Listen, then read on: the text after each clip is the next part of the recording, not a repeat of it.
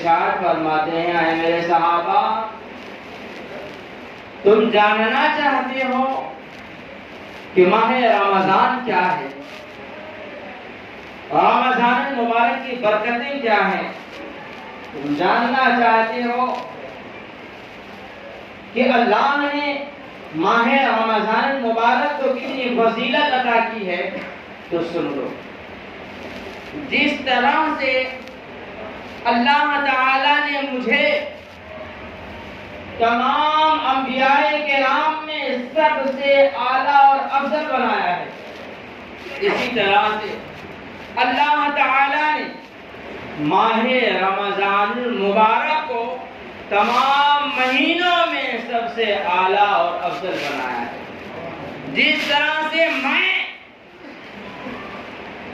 تمام نبیوں میں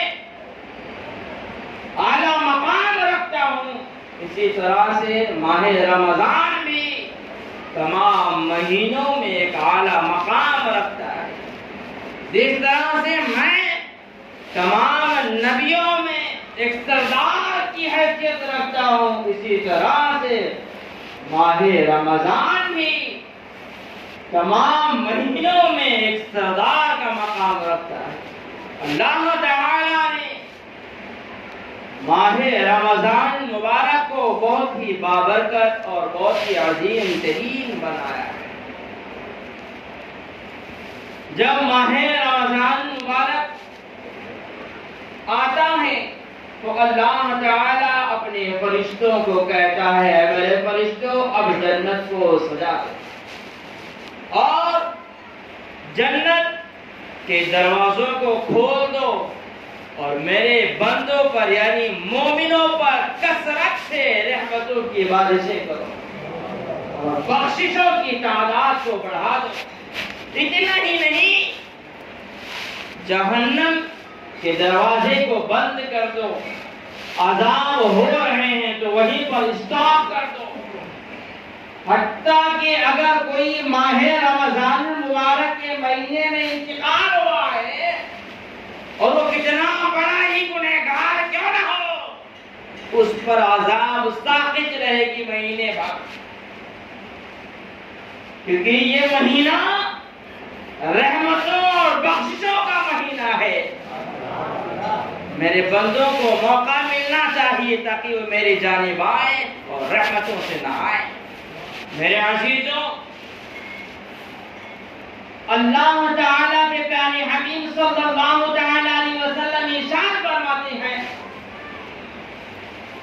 کہ دیگر مہینوں میں جو بندے نیکیاں کرتے ہیں اس کا اجر مولا تعالیٰ بندوں کو بہترین سے بہترین عطا کرتا ہے، لیکن ماہ رمضان المبارک میں جب بندہ عبادت کرتا ہے، روزے رکھتا ہے، تو مولا فرماتا ہے کہ میرے بندے نے میرے لیے روزہ رکھا ہے، میرے لیے بھوکا اور پیاسا ہے، میرے لیے مشقتیں اٹھا رہا ہے، تو لہذا رمضان المبارک کے مہینے میں رکھے گئے روزوں کی جزا میں خود ہی ہوں، میں خود ہی ہوں۔ نیکیاں تو ہیں ہی ہیں، بے شمار ہیں، میرے بندے نے میرے خاطر روزہ رکھا ہے، میرے لیے بھوکا پیاسا ہے، تو اس کی جزا میں خود ہی ہوں۔ گویا میرا مولا کھلے شبدوں میں کہہ رہا ہے اے میرے بندو روزے رکھو تو صحیح، روزے رکھو تو صحیح، میں تم کو اپنے اتنے قریب کر لوں گا اور میں خود تمہارے اتنے قریب ہو جاؤں گا کہ تم کو اپنا محبوب بنا لوں گا، اتنا قریب کروں گا، اتنا قریب کروں گا کہ بخشش کا پروانہ عطا کروں گا۔ میرے عزیزوں، اسی لیے تو صحابہ کرام رضوان اللہ تعالی عنہم اجمعین کا دستور رہا ہے، ہمیشہ ان کی یہ عادت کریمہ رہی ہے کہ جب ماہ رمضان مبارک قریب ہوتا تھا تو وہ تیاریوں میں مشغول ہو جایا کرتے تھے، اور روایتوں میں آتا ہے کہ وہ اس قدر تیاریوں میں مشغول ہوتے تھے کہ مانو جیسے صبح جو ہے عید ہے اور یہ عید کی تیاری میں لگے ہوئے ہیں، اس قدر وہ تیاری کیا کرتے تھے۔ اب آپ اندازہ لگا سکتے ہو کہ عید کی تیاری کیسے کی جاتی ہے. میں زیادہ لمبی بہت دور نہیں لے جاؤں گا. مارکیٹوں میں دیکھ لو چاند رات والی رات میں آپ دیکھ لو کس قدر لوگ عید کی تیاری کر رہے ہوتے ہیں. پرندہ پر مارے تو نہ مار سکے اتنی بھیڑ ہوتی ہے. اگر ہاتھ سے بچے کا ہاتھ چھوٹ جائے تو بچہ گم ہو جاتا ہے. اس قدر لوگ عید کی تیاری کر رہے ہوتے ہیں. تو علماء فرماتے ہیں کہ صحابہ کرام جو ہے ماہ رمضان المبارک کے آمد پر اس قدر تیاریاں کرتے تھے کہ ایسا لگتا تھا کہ صبح عید ہے, عید کی تیاری کر رہے ہیں. اب اندازہ لگا سکتے ہو کہ ماہ رمضان المبارک آنے کے صحابہ کرام کس قدر خوش ہوا کرتے تھے. وہ باضابطہ ٹائموں کو بالکل سیٹ کر لیا کرتے تھے کہ ہاں اب میرا باغ ہے, مجھے باغ میں جانا ہے, درختوں کو پانی دینا ہے, یا کاروبار ہے, تجارت ہے, تو مجھے کب سے کب تک اور کہاں تک کتنا تجارت کرنا ہے, مجھے بچوں کے ساتھ بچوں کی پرورش میں کتنا وقت اور کہاں کیسے لگانا ہے, افطار کا وقت ہمیں کب اور کیسے کہاں نکالنا ہے, تراویح پڑھنی ہے تو جو ہے ہمارا وقت کیا ہوگا, ہم کیسے تراویح پڑھیں گے, ہمیں نماز پڑھنی ہے ہمارا وقت کیا ہوگا, ہم کس طرح سے نماز ادا کریں گے, پوری سیٹنگ کر لیا کرتے تھے. جیسے ہی ماہ رمضان المبارک قریب آتا تھا وہ عبادتوں میں لگ جایا کرتے تھے اور ہر ایک عبادت کو اعلیٰ درجے کی کیا کرتے تھے, اعلیٰ درجے کی کیا کرتے تھے, کیونکہ انہوں نے پہلے سے تیاری کر رکھی ہے نا, اس لیے وہ رمضان آتے ہی بہترین عبادت کر رہے ہیں. اور ہم لوگ جو ہے نہ ماہ رمضان المبارک آنے کی کوئی خوشی ظاہر کر پا رہے ہیں, نہ کوئی تیاری کر رہے ہیں. جب تیاری نہیں ہوگی کرے تو پھر ظاہر سی بات ہے ہماری تراویح چھوٹیں گی, ہماری نمازیں چھوٹیں گی, ہمارے روزے چھوٹیں گے, اور ہم جو ہے ماہ رمضان مبارک کے مکمل فیض و برکات نہیں حاصل کر پائیں گے. تو ہم تمام کو بھی چاہیے کہ سارے وقت کو اچھی طرح سے سیٹنگ کر دیں. میں نے دیکھا ہے کہ ہمارے امت مسلمہ میں ایسے بے شمار لوگ ہیں جن کے علاقے میں کوئی مسجد نہیں ہے, تو وہ کیا کرتے ہیں, وہ کیا کرتے ہیں, ہیلے بہانے نہیں مارتے ہیں, کیونکہ ان کو ماہ رمضان المبارک کے فیض و برکات چاہیے نا, ان کو اللہ اس کے رسول کی رضا چاہیے. وہ بہانے نہیں مارتے ہیں بلکہ اپنے لیے ایک حافظ صاحب کو مقرر کر لیتے ہیں. پھر وہ حافظ صاحب جو ہے پورا مہینہ نماز پڑھاتے ہیں, تراویح پڑھاتے ہیں, روزے اور دیگر مسائل بتاتے ہیں اور ہر طرح سے ان کے لیے پیش ہوتے ہیں. تو اگر بندہ اچھی طرح سے تیاری کر کے رکھے تو کتنا بھی مصروف کیوں نہ ہو, وہ ماہ رمضان مبارک کے فیض و برکات سے محروم نہیں رہے گا. بڑی بڑی کمپنیوں میں آپ دیکھ لو جہاں 10-12 ورکرز کام کرتے ہو, چھوٹی بڑی کمپنیوں میں ہی دیکھ لو 10-12 ورکرز کام کرتے ہو, اگر ان کے دل میں یہ تمنا, یہ خواہش, یہ آرزو ہے کہ ماہ رمضان مبارک کی تراویح ادا کرنی ہے, نمازوں کو پابندی سے ادا کرنا ہے, روزوں کو رکھنا ہے, تو ان کی تیاری بھی اعلیٰ سطح کی ہوتی ہے. اور اپنے لیے جو ہے وہ ایک نہ ایک حافظ مقرر کر لیتے ہیں. پھر ہر رات کے 12 بجے ان کو وقت ملے وہ جو ہے نہا دھو کر وضو کر کے اللہ کی بارگاہ میں کھڑے ہو جاتے ہیں, وہ کھڑے ہو جاتے ہیں. رات میں 12 بجے کی اگر چھٹی ملتی ہے انہیں تو 10-12 لوگ ہیں سیٹنگ کر لیتے ہیں, اور رات کے 12 بجے بھی حافظ صاحب ان کے لیے جو ہے پیش ہوتے ہیں, اور وہ لوگ آرام سے نمازیں ادا کر رہے ہوتے ہیں. تو کہنے کا مطلب یہ ہے کہ ہمیں چاہیے کہ ہم پہلے سے تیاری کر کے رکھیں. ارے وہ زمانہ گیا کہ تم بہانے مارو کہ ہم کو نماز پڑھنا نہیں آتا, یہاں پہ صاحب جو ہے ہمارے لیے ہے نہیں. وہ زمانہ چلا گیا. اب تو حال یہ ہے اینٹا اٹھاؤ تو 4 حافظ ملیں گے. اللہ نے ہمیں اتنے حفاظ سے نوازا ہے کہ اگر ہم کسی مسلم علاقے میں چلے جائیں تو 4 حفاظ بہترین قاری مل جاتے ہیں. تو وہ بہانے چلے گئے پیارے, بہانے چلیں گے نہیں اللہ کے حضور. آپ کو چاہیے کہ آپ اپنے اندر ایک ذوق, ایک جذبہ, عبادتوں کی ایک چاہت قائم کریں, اور ماہ رمضان مبارک آنے سے پہلے مکمل تیاریاں کر رہے ہیں جیسا کہ صحابہ کرام کیا کرتے تھے. آپ اگر مصروف ہیں, لگاتار کاموں میں مصروف ہیں, تو میں نے کچھ لوگوں کو ایسے بھی دیکھا ہے جو 10 دن اور 15 دن کی تراویح قائم کرتے ہیں اور قرآن مجید کو مکمل سن لیتے ہیں، اور اس کے بعد جب انہیں رات میں کبھی ٹائم ملتا ہے تو وہ چھوٹی تراویح پڑھ کر اپنی جو ہے 20 رکعت پوری کر لیا کرتے ہیں۔ تو جس کو نا نیکی کمانے کی خواہش ہوتی ہے، جس کو اللہ اس کے رسول کی رضا پانے کی ایک آرزو تمنا خواہش ہوتی ہے نا، وہ چاہے کہاں بھی ہو وہ ہر حال میں راستہ نکال لیتا ہے، اور جس کے دل میں عداوت بھری ہو، نیکیوں کے تعلق سے کوئی لگاؤ نہ ہو، وہ سارا کچھ ہوتے ہوئے بھی وہ کچھ نہیں کر پاتا ہے۔ ایسے بے شمار ہمارے علاقے میں لوگ پائے جائیں گے، میں نام نہیں لوں گا پر آپ ماتی کی نگاہوں سے دیکھ لینا کھلے ساڑھ کی طرح گھوم رہے ہیں، نہ روزہ ہے نہ نماز ہے، کچھ نہیں، نام پوچھو تو عمران، نام پوچھو تو محمد ذوالفقار، نام پوچھو تو غلام حسین، اور کچھ بھی نہیں، کھلے ساڑھ کی طرح گھومتے نظر آتے ہیں۔ گویا ایسے لوگ رب کی رحمتوں سے بھرا ہوا ماہ رمضان المبارک کی عزتوں کو پامال کر رہے ہیں۔ ایسے لوگ ماہ رمضان المبارک کی قدر نہیں کر رہے ہیں، اور جو ماہ رمضان المبارک کی قدر نہیں کرتا نا، اس پر اللہ کے فرشتے لعنت بھیجتے ہیں، اور جس پر لعنت پڑے اللہ کے رسول صلی اللہ علیہ وسلم اس سے بیزارگی ظاہر کرتے ہیں۔ کیا کرتے ہیں؟ بیزارگی ظاہر کرتے ہیں۔ بیزارگی یعنی چہرے کو پھیر لیتے ہیں۔ تو جس سے اللہ کے رسول چہرہ پھیر لے وہ کوئی کامیابی پا سکتا ہے؟ نہیں پا سکتا۔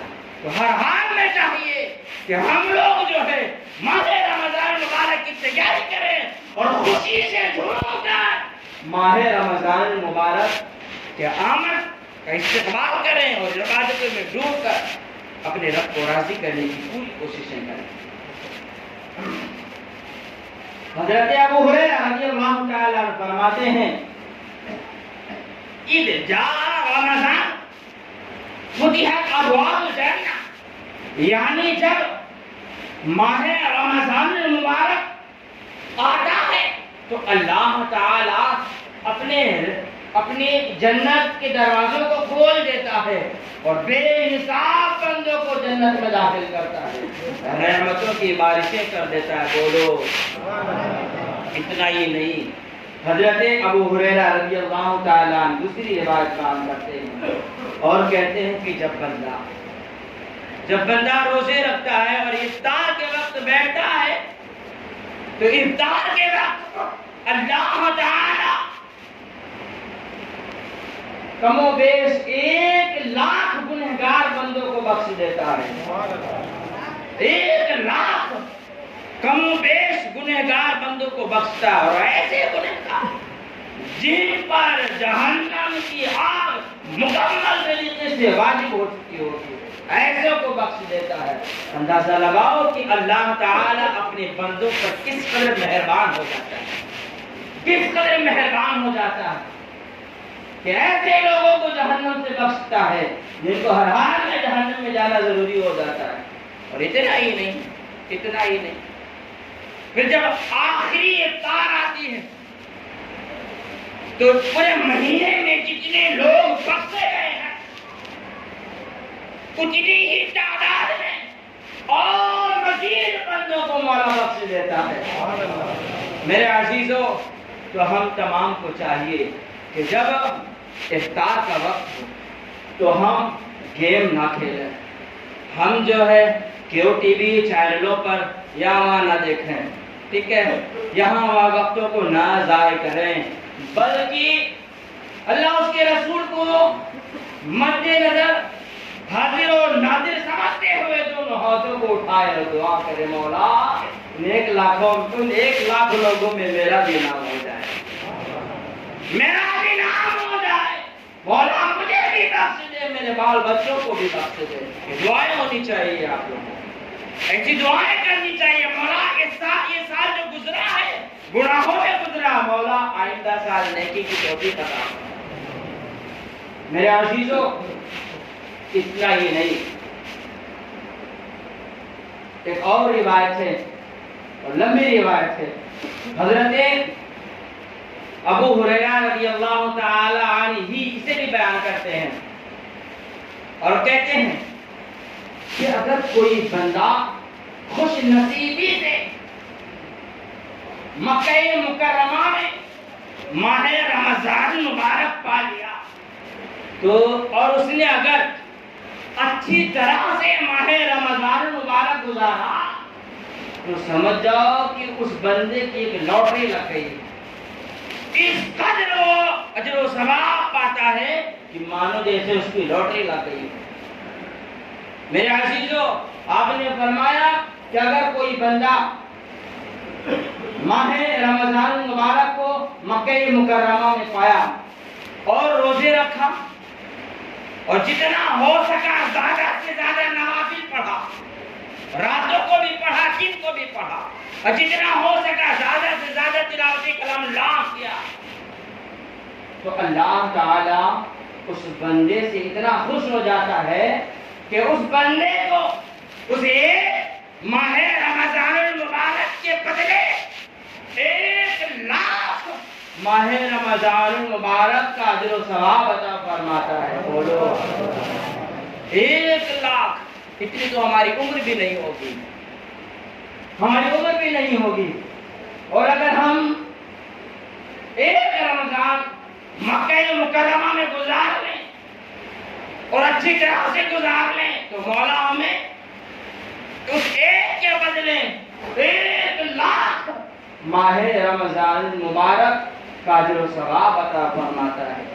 تو ہم تمام کو چاہیے پیارے کہ جب وقت ملے، اگر مولا نے نوازا ہے تو زندگی میں ایک بار یہ شرف لوٹنے کی ضرور کوششیں کریں، یہ اجر و ثواب حاصل کرنے کی پوری کوششیں کریں۔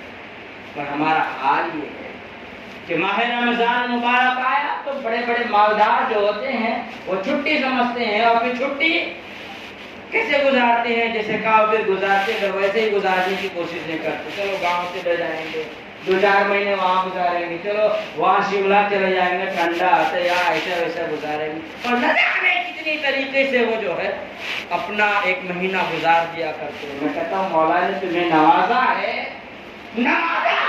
تو اس شرف کو حاصل کرنے کی پوری کوششیں کرو، اور 1 سال ضرور ماہ رمضان مبارک کا وہاں پر گزارنے کی کوششیں کی جائیں۔ اگر آپ کہیں کہ امام صاحب خود کہتے ہیں خود نہیں جاتے ہیں، تو میں کہتا ہوں تم اس طرح سے بناؤ تو صحیح، میں کہتا ہوں اور جس طرح سے امام تمہارا یہاں پہ امام ہے، اسی طرح سے جب تمہارا قافلہ شہر مدینہ یا مکہ کے لیے نکلے گا وہاں بھی امام ہو جائے گا اور تمہیں لے کر دیار حدیث میں پہنچے گا۔ میرے عزیزوں، تو ہم تمام کو چاہیے پیارے کہ اگر اللہ نے نوازا ہے تو یہ شرف لوٹنے کی پوری کوششیں کریں۔ اور آپ فرماتے ہیں اتنا ہی نہیں، اس بندے کو اور بھی ثواب ملتا ہے، اور وہ ثواب یہ ہے کہ اسے ہر روز ایک غلام آزاد کرنے کا ثواب ملتا ہے۔ غلام آزاد کرنا کوئی معمولی کھیل نہیں ہے۔ سیدنا صدیق اکبر سے پوچھئے، جب انہوں نے حضرت بلال حبشی کو آزاد کیا تھا، آخری دولت چلی گئی تھی، شہر مکہ نے کہا تھا اے ابو بکر صدیق، ہم تو جانتے تھے کہ تم بہت بڑے ماہر تاجر ہو، لیکن تم تو بیوقوف نکلے۔ تو حضرت ابو بکر صدیق نے کہا تھا تم بیوقوف ہو، واللہ میں نے اپنی زندگی کا سب سے بہترین سودا کیا ہے۔ میرے عزیزوں، تمہیں کیا پتا کہ غلام بس سنیے، غلام آزاد کرنے کا ثواب آسان نہیں ہے۔ غلام آزاد کرنا، حضرت سلمان فارسی رضی اللہ تعالی عنہ ایک یہودی کے ہاں کام کیا کرتے تھے۔ تو ایک دن حضور علیہ السلام بھی اس باغ میں پہنچ گئے جس باغ میں حضرت سلمان فارسی خدمت کیا کرتے تھے، درختوں کو پانی دیا کرتے تھے، کھجور کے درختوں کو دیکھ بھال کیا کرتے تھے۔ حضور بھی وہیں پہنچ گئے۔ تو حضور پہنچے وہاں پر، جو پہلے وہ یہودی آیا آپ سے ملاقات کیا, چلے گیا. پھر حضرت سلمان فارسی بھی آئے اور انہوں نے بھی آپ سے ملاقات کی, لیکن آپ خالی ہاتھ نہیں گئے. آپ خالی ہاتھ نہیں گئے, بلکہ آپ جو ہے ہلکا باگوش اسلام میں داخل ہو گئے تھے اور آپ کے چہرے پر اسلام کی کرنیں روشن ہو گئی تھی. پھر کیا تھا, کچھ دن اور گزرا, حضرت سلمان فارسی جو ہے چھٹی لے کر مدینے چلے جایا کرتے تھے حضور سے ملاقات کرنے کے لیے. پھر ایک دن وہ کلمہ پڑھ کر مکمل مسلمان بھی ہو جاتے ہیں. اچھا, حضرت سلمان فارسی اگر چاہتے تو بھاگ جاتے تھے, غلام تھے, وہ یہودی کے یہاں نوکری کرتے تھے اور چاہتے جو بھاگ جاتے. اچھا, پہلے تو ایک غلام تھے, اب تو سپورٹ بھی مل گیا, وہ کس کا حضور کا مل گیا, اور کچھ مسلمان تھے ان کا بھی سپورٹ مل گیا. اور چاہتے جو بھاگ جاتے تو کیا کر لیتا ان کا, لیکن حضور نے فرمایا نہیں کہ بھاگنا نہیں ہے. تم مسلمان ہو, ایک مومن ہو, اور مومن کسی کو دھوکہ نہیں دیتا ہے, چاہے سارا ہوا کافر ہو, یہودی ہو یا منافق ہو. مومن کی شان یہ ہے کہ وہ کسی کو دھوکہ نہیں دیتا. تو اس سے بھی ہمیں سبق لینا چاہیے, اپنے اندر ایک نصیحتیں لانی چاہیے, دھوکہ نہیں دینا ہے. بہن کیفیت, ایک دن حضور علیہ السلام نے فرمایا, اے سلمان فارسی, تم اپنے باغ کے مالک کو کہو نا کہ وہ تمہیں آزاد کر دے, تمہیں آزاد کر دینا, کیوں تم لگے ہو وہاں پہ. تو کہتے ٹھیک ہے حضور, میں نے آج ضرور بات کرنا ہے. وہ گئے اور باغ کے مالک سے, اس یہودی سے کہنے لگے تو مجھے آزاد کر دے. میں تجھے آزاد کر دوں گا. وہ کہا میں تجھے آزاد کر دوں گا, لیکن کچھ شرطیں ہیں. کہا کیا شرطیں ہیں؟ کہا سنو, 300 درخت کھجور کے تمہیں میرے باغ میں لگانا ہوگا, وہ بھی ایسے درخت جس کے پھل بہت زیادہ میٹھے ہوں اور جلدی جلدی پھل دیتے ہوں. اور اتنا ہی نہیں, اس وقت تک کہ تمہیں یہیں پر رہنا ہوگا جب تک کہ وہ درخت بڑے ہو جائیں اور ان میں پھل آنے لگے. اور اتنا ہی نہیں, 60 سونے کے دینار بھی لوں گا. اتنی بھاری رقم اس نے کہا یہودی نے. حضرت سلمان فارسی رضی اللہ تعالیٰ حضور کی بارگاہ میں آئے. حضور نے کہا کوئی بات نہیں, اب تم آزاد ہو جاؤ, اب تم آزاد ہو جاؤ گے. حضور علیہ السلام خود اس کے باغ میں پہنچتے ہیں, صحابہ کرام گڈھا کھودتے ہیں, حضور خود اپنے ہاتھوں سے درخت لگاتے ہیں. سلمان فارسی کئی سال تک کے پانی دیتے رہتے ہیں, اس کے بعد وہ درخت بڑا ہوتا ہے. میں بتانا چاہتا ہوں کہ غلام آزاد کرنا یہ کوئی معمولی شرط نہیں ہے. ارے جنہوں نے آزاد کیا, ارے ان کی آدھی دولتیں چلی گئی ہے. ارے حضور جو ہے اپنے ہاتھوں سے درخت لگا رہے ہیں. گویا غلام آزاد کرنا کوئی معمولی کام نہیں ہے. تو فرمایا گیا کہ جو مکہ مکرمہ میں روزہ رکھے, مکمل طریقے سے رمضان گزارے, اسے ایک غلام آزاد کرنے کا ثواب ملتا ہے. روز روز یعنی 30 دن کا رمضان ہوا تو 30 غلام آزاد کرنے کا اسے ثواب ملے گا. اتنا ہی نہیں پیارے, اتنا ہی نہیں, اسے جہاد کرنے کا بھی ثواب ملے گا. قلت وقت دامنگیر ہے, کہا جہاد کرنے کا بھی ثواب ملے گا. اور جہاد کا مطلب میں آپ کو بتاؤں, حضرت علی شیر خدا کی ذات کو اٹھا لو, اللہ اکبر کبیرہ. حضرت علی شیر خدا کی ذات وہ ذات ہے جنہوں نے نفس کے خلاف بھی جہاد لڑی ہے, اور لڑی تو ایسے لڑی ہے کہ نفس کا بیڑا غرق کر کے رکھ دیا ہے. حضرت علی شیر خدا نے جو ہے شیطانی اور وسوسات کے خلاف بھی جہاد لڑی ہے, اور لڑی تو ایسے لڑی ہے کہ شیطانی وسوسات کا بیڑا غرق کر کے رکھ دیا ہے. حضرت علی شیر خدا کی ذات ایک ایسی ذات ہے جو میدان میں بھی جو ہے جہاد کیا, اور میدان میں جہاد کیا تو ایسے کیا کہ بڑے بڑے کفار کو میدان چھوڑ کر بھاگنے پر مجبور کر دیا. حضرت علی کی ذات وہ ذات ہے جنہوں نے اس قدر جہاد کیا کہ ان کے جسم پر کوئی ایک ایسا آسا نہیں ہے جہاں تیر و تلوار کے داغ نہ ہو, جہاں تیر و تلوار کے داغ نہ ہو. پیارے, تو آپ نے پتہ لگا لیا, سمجھ گئے ہوں گے کہ جہاد کرنا کوئی معمولی کام نہیں ہے, کوئی معمولی شرف نہیں ہے. پیارے, تو فرمایا گیا اسے اس بندے کو جہاد کرنے کا بھی ثواب ملے گا. اور ایک بات اور کہا گیا, میدان جنگ میں گھوڑے پر سوار ہونے کا بھی ثواب ملے گا. اس کے علاوہ اور بہت ساری روایتیں ہیں اور قلت وقت دامنگیر ہے، میں نے 5 منٹ زیادہ بھی لے لیا۔ اللہ تعالی ہم تمام کو قائل